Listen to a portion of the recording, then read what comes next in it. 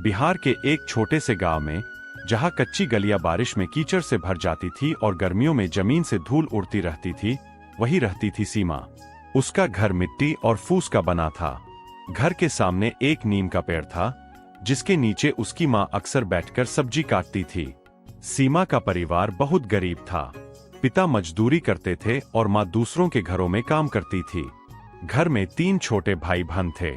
सीमा सबसे बड़ी थी, इसलिए जिम्मेदारियां भी उसी के कंधों पर थीं। बचपन जो जल्दी खत्म हो गया। जब सीमा 8 साल की थी, तब उसे खेलना बहुत पसंद था, लेकिन गरीबी ने उसका बचपन जल्दी छीन लिया। स्कूल जाने के साथ साथ उसे घर का काम भी करना पड़ता था, पानी भरना, छोटे भाई बहनों को संभालना, खाना बनाना। एक दिन उसकी माँ ने कहा, बिटिया, पढ़ाई मत छोड़ना, यही तेरा सहारा है। उस दिन सीमा ने पहली बार समझा कि पढ़ाई उसके लिए सिर्फ किताब नहीं, बल्कि जिंदगी बदलने का रास्ता है। पहला बड़ा झटका। जब सीमा 12 साल की थी, उसके पिता काम करते समय गिर गए। उनकी रीढ़ में चोट लग गई। डॉक्टर ने कहा, अब भारी काम नहीं कर पाएंगे। उस दिन घर में चूल्हा भी मुश्किल से जला। माँ रो रही थी। सीमा पहली बार चुपचाप बाहर जाकर नीम के पेड़ के नीचे बैठकर रोई। उस रात उसने फैसला किया, अब उसे मजबूत बनना होगा। संघर्ष की शुरुआत।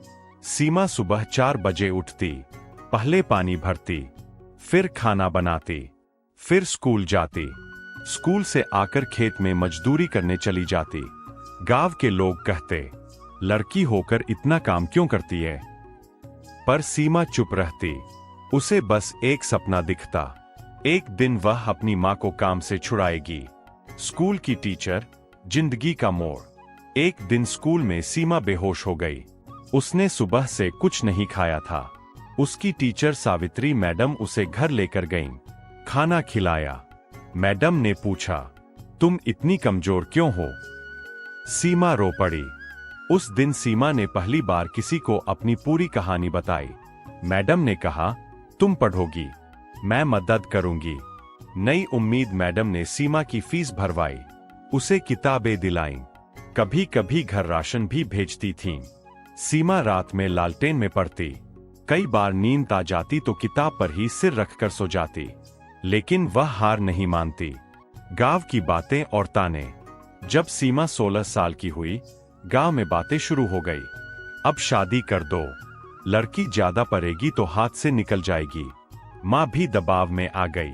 लेकिन सीमा ने पहली बार खुलकर कहा, माँ, मुझे पढ़ने दो, मैं सब बदल दूंगी।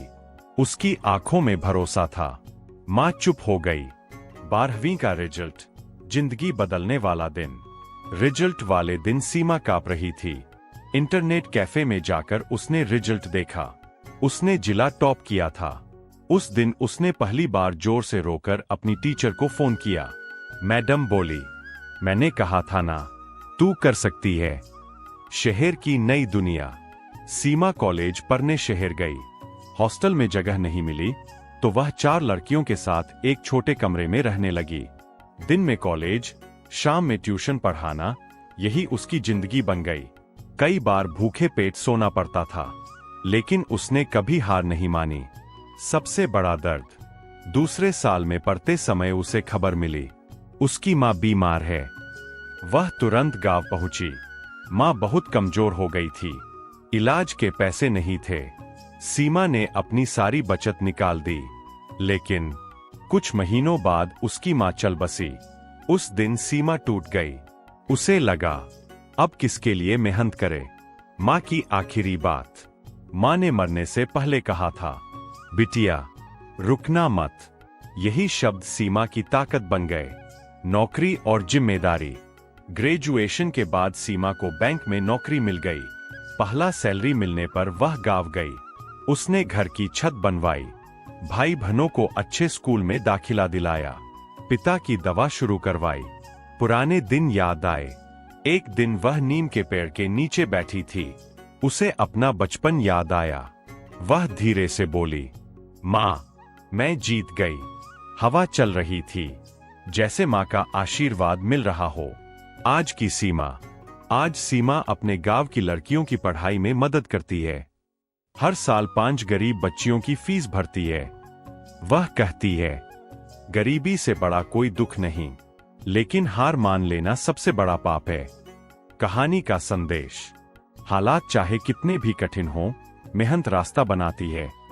एक इंसान का साथ पूरी जिंदगी बदल सकता है। सपने देखने वालों को दुनिया रोक नहीं सकती।